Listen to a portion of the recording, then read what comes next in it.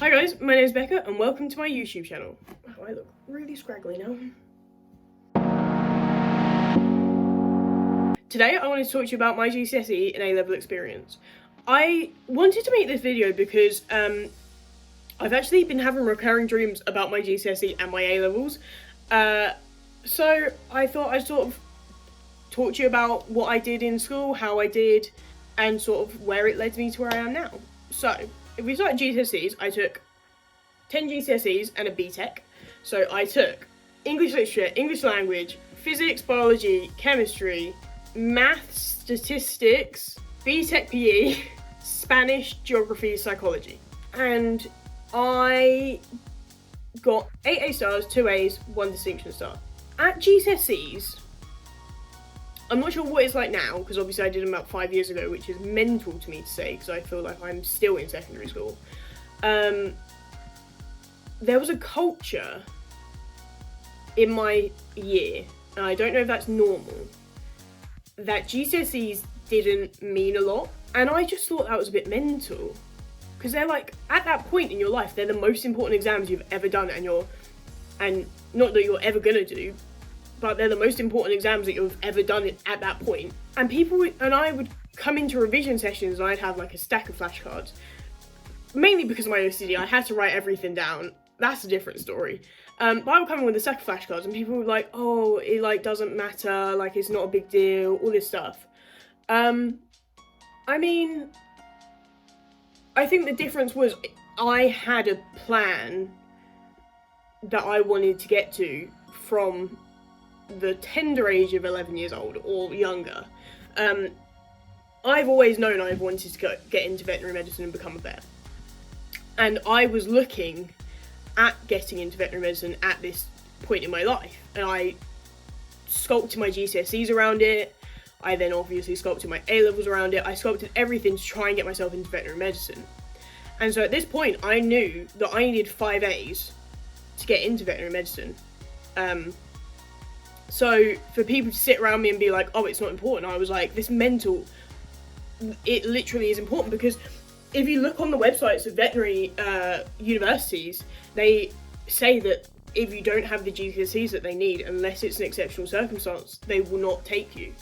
And so obviously that was in the back of my head all the way through GCSEs, and potentially why I still get recurring dreams about them and why I was so stressed at that point, because all of this pressure came down to my GCSEs. If I messed them up, I wasn't getting into vet school, and that's such a crazy thing to put on to a 15-year-old. If you fail these exams, you've messed up your whole life. Like, sick, cheers. Who made them rules? So yeah, I think I had something like 24 exams for my GCSEs. I got, like I said, 8 A stars, and the distinction star in BTEC PE, and then the 2 A's were in Spanish and English language. So obviously, languages is not my forte. I am half Spanish. Don't hold that against me. But yeah, that's kind of all there is to say about my GCSEs. But if anyone has any questions, like, just let me know and I'll discuss. So then on to A-levels, I took biology, chemistry, law, and for AS I took maths, again because I kind of sculpted it around trying to get into veterinary medicine. I loved maths at GCSE. Maths was probably my favourite subject. I had a great teacher, and that probably helped, but I always loved sort of working things out. So I took maths at AS level, and very fast, my love for maths died in a 10-foot hole and was buried very fast underneath the ground. Just cutting in, because I'm editing and I noticed that I like kind of missed a lot of stuff out. When you go to take maths at A level, you will probably get a lot of people saying it's really difficult, probably the hardest A level there is. Are you sure you want to do it? Do you love maths that much? Are you that good at maths? And you will go just how I did. You will go, yeah, I love maths. Maths is great. I'm really good at maths. And then you will get to, potentially you'll get to AS level and you will go, yeah, this was a mistake. And I don't think you can know that until you experience it. So I guess my word of advice is try and have a backup. I genuinely believe I would not have got the grades to get into university if I did not take law. because I probably would have taken maths over law because it would have looked better on sort of my CV and my application. I would have not got the grades. And so that also is another key thing. This is the biggest editing note of your life. If you are looking to go into veterinary medicine or medicine, maths, unless it states it on the website, is not important. And in fact, a lot of the times you can use the fact that you take sort of a essay-based subject or a creative subject to your advantage and use it to sort of make you seem like an all-rounder. So I think if I got asked about why I took law, I spun it as, I've always also enjoyed English and I wanted to make sure I had sort of an essay-based subject going into such a heavy science A-levels. And I think that helped my application instead of hindered it. And I think if I'd have had maths, it almost wouldn't have stood out because everyone takes maths and chemistry and biology. So definitely do your research on the universities that you might want to go to.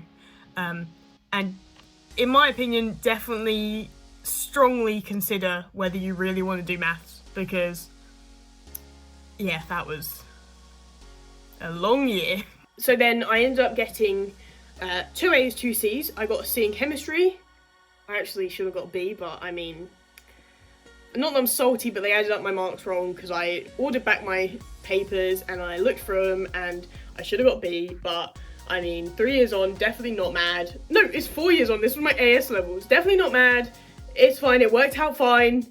But yeah, so 2 C's, 2 A's, C's in chemistry and maths, and A's in law and biology. And this was sort of in the in-between period of when the new A-levels were coming in and the old A-levels were going out. So maths and law were the old version where the first year counted towards your second year. But biology and chemistry were the new A-levels where they didn't count. So the C in chemistry was easily scratched off my record, and that was a win.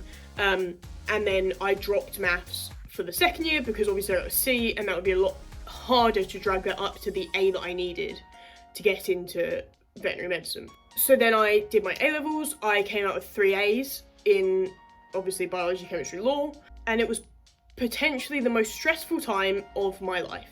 I actually think A-levels are more stressful than university exams, because I feel like, and I could be wrong, I could get kicked out of this course tomorrow. I haven't got my results back from the exams I just did, but I feel like if you sort of fail in university, you're already in the university and it's harder to kick you out. Whereas if you fail at A-levels, and especially with veterinary medicine, a lot of universities don't take resits, you have that one chance, and if you mess that up, you're going to your plan B, and that's just so stressful. So yeah, I probably would say A-levels were the hardest and most stressful exams of my life. During my college experience, sixth form, I went to a sixth form. I was also applying to veterinary medicine. I applied to Bristol, Nottingham, Surrey, RVC, the Royal Veterinary College in London. And I got, Bristol weren't doing interviews that year, so I just got straight rejected from Bristol.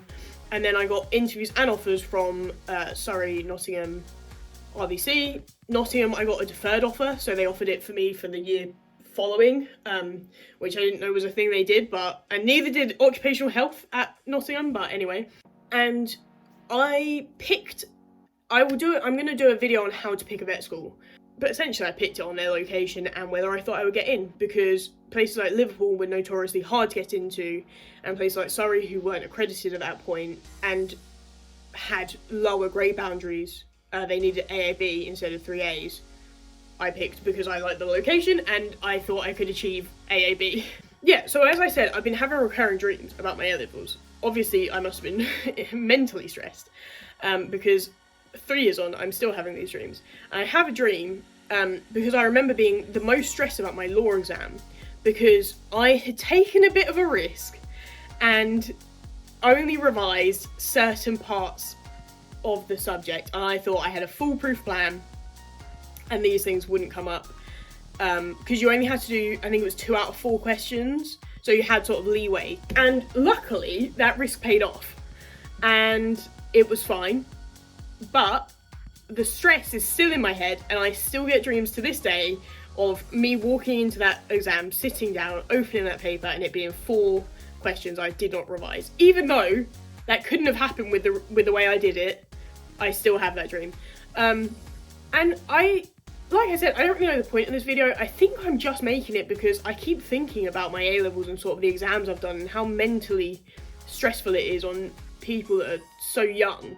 And I've just finished my exams now, so I guess that's sort of probably where it's come from. But yeah, comment down below sort of if you're doing GCSEs, if you're doing A-levels, what you're taking, how you've done, where you're at, if you're at university. Let me know sort of how your A-level experiences are. Were you stressed? Were they the most stressful exams of your life, or did you breeze through them? Sort of what was the culture like in your school? Were they, for GCSEs, was it stressful for people? Because there was like I said, there was just a culture that was not stressed about GCSEs, and I felt like I was like the only one that was stressed. Thank you guys for watching. I hope you enjoyed this video. Like I said, comment down below everything I said before. I said so many things. So just like skip back 30 seconds and you'll figure out what I wanted you to comment down below. Like this video if you liked it. Please subscribe if you would like to see more. I make videos every Tuesday. I do have placements coming up, so that could sort of falter a little bit, but I'll aim for Tuesdays. And yeah, I hope you enjoyed this shit show of a video. Bye!